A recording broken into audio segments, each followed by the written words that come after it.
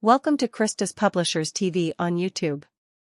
On this episode of Short Shocking Stories. When I found out my wife of 15 years has been cheating on me, it almost took me out, but here is my story. Hello, my name is David. I am a 47-year-old owner of a data reporting corporation. I started my company when I was about 22 years old. At the time, I worked as one of the managers for a big data collecting agency that helped to fund my business.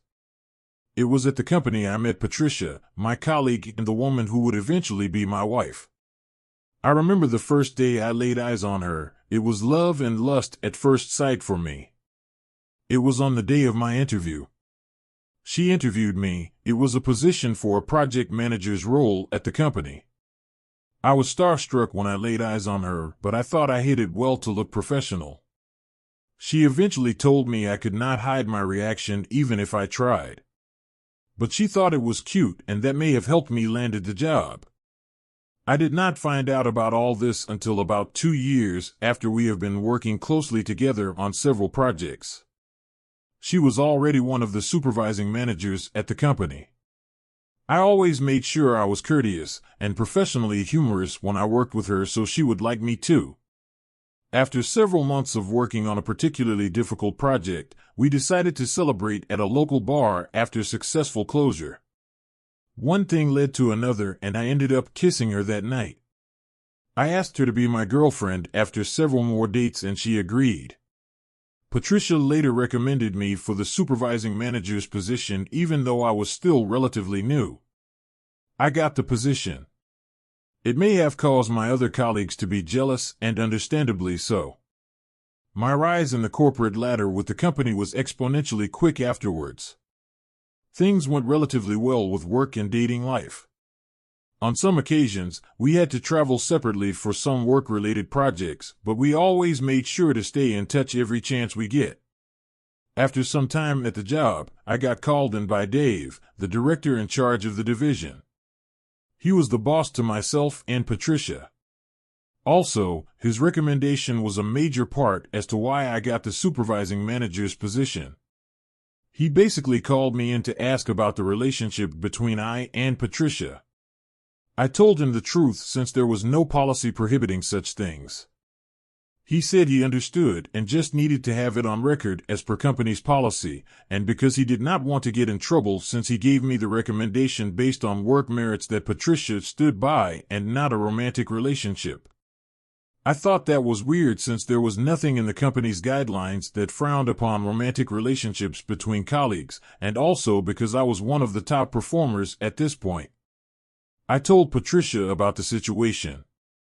We both decided it was no big deal because we had our work merit and company's policies or lack thereof on our side. She told me she would also talk to him about it since they had been working longer together. I did not hear about the situation for some time that I thought that was the end of the matter. About 6 months later, Patricia frantically called me to let me know she might be losing her job due to the recommendation she made. She mentioned Dave was not letting it go as he had thought it will eventually jeopardize his career if he does not fix the issue. I wanted to make a report to HR, but she stopped me, stating it might only make matters worse. Although I still wanted to file the report with HR and found it quite upsetting that Patricia kept stopping me, I thought it best to turn in my resignation since my data collecting business was starting to do relatively well. Patricia helped with her data reporting expertise and connections. She put in a lot of work, especially after my involuntary resignation from the company. At the time, I thought it was a selfless thing to do. Things started to really go well for my business that I eventually saw the resignation as a blessing. Patricia chose to continue at the company even after the business made more than enough. It was all right by me. After all, she had been building a reputable career with the company for quite some time. After a few more years of dating, we got married. It did not take too long before we had our first child, my daughter. We eventually got another child this time. It was a boy. We had our ups and downs in the marriage, but it was mostly great. We had a wonderful, caring relationship, always watched out for each other and our other family members. We raised our children in a comfortable setting. Patricia had also rose to the director's position. She still had to do some traveling for work. On times as such I would usually work from home. There was an incident during this period. Our son, Lance, had an incident. He fell from our balcony, which was 2-story high. I immediately rushed him to the hospital. He needed a blood transfusion, to which I volunteered. Unfortunately, I was not a match. I called Patricia to inform her of the situation. At first, she did not pick her phone. I checked my time and knew she should be at a hotel about then. So I texted her of the situation. As soon as I saw that she was reading the message, I called again. She picked up this time. I swore I heard another man's voice in the background. Patricia was also breathing heavily. Due to the circumstances at the time, I brushed it off and did not push things further. Our son needed a match as soon as possible, and putting him on the waiting list was not an option. Patricia began to sound panicked. She screamed and said some other incoherent things. I tried to calm her, to explain the situation to her. How I was not a match for our son. As I explained to her, I began to truly hear myself as well. I am not a match for our son? Patricia informed me she will be on the next flight back to donate. She got into emergency room a little past midnight, which was about 6 hours before the incident happened. Surprisingly, she was with Dave, the director of the company at the time I left. Dave was now the director in charge of the Northwest Division of the corporation since their expansion. I did not know they traveled together. She never mentioned anything like that. To my knowledge, they were not supposed to be on speaking terms ever since I left the company. Dave said some things to console me, but I nodded and faked a smile, as nothing else mattered at the time but our son's well-being. So I quickly had a nurse notify the emergency doctor. To our surprise, Patricia was also not a match as well. This was when things started to take an interesting turn. One thing led to another, and Dave volunteered to see if he was a match.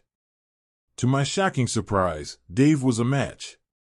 Looking at Patricia's guilt-ridden face told me everything I needed to know. The feeling was indescribable. Imagine a glass cup falling from your hands and breaking.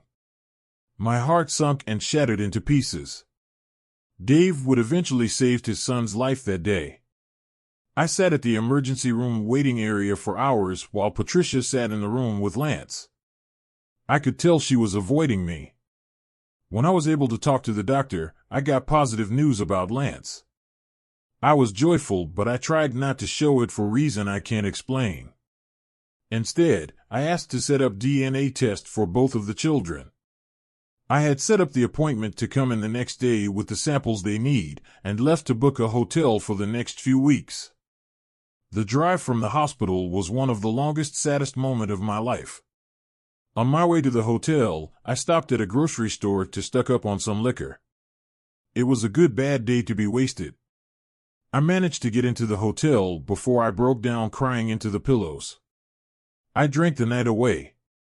The next morning, I woke up to a deserving headache and several missed calls from my wife. It did not take long before my phone began to ring again. I picked up to a crying, tired voice of Patricia. She immediately started off about how worried she has been since I did not pick up my calls or come home last night. I did not respond, but simply asked if she had been cheating on me with Dave. The silence was enough answer for me. I hung up the phone and switched it off. I went back to the house when I knew she was not around to get the specimen the doctor wanted. I eventually got the result. It turns out both of my kids are not mine. This was the breaking point for me. As soon as I got the devastating result, I immediately started to make my way to Patricia and Dave's office, which happens to be the company's headquarters, where I also used to work. Getting in was relatively easy. As soon as I laid eyes on her, I went off. I did not care who was hearing. I angrily made my way to Dave's office and almost punched him before security got to me. Before I was forced out, it was clear that almost everyone in the office were aware of the situation. Patricia and Dave got fired about a week after the incident for their misconduct. I filed for a divorce amidst her begging and crying. I also reached out to Dave's wife through social media to make sure she knew what was happening. Although she never responded, it was clear she heard, as not long after, Dave was also getting a divorce. I might be back to give an update, as this blog has been very good for my healing journey.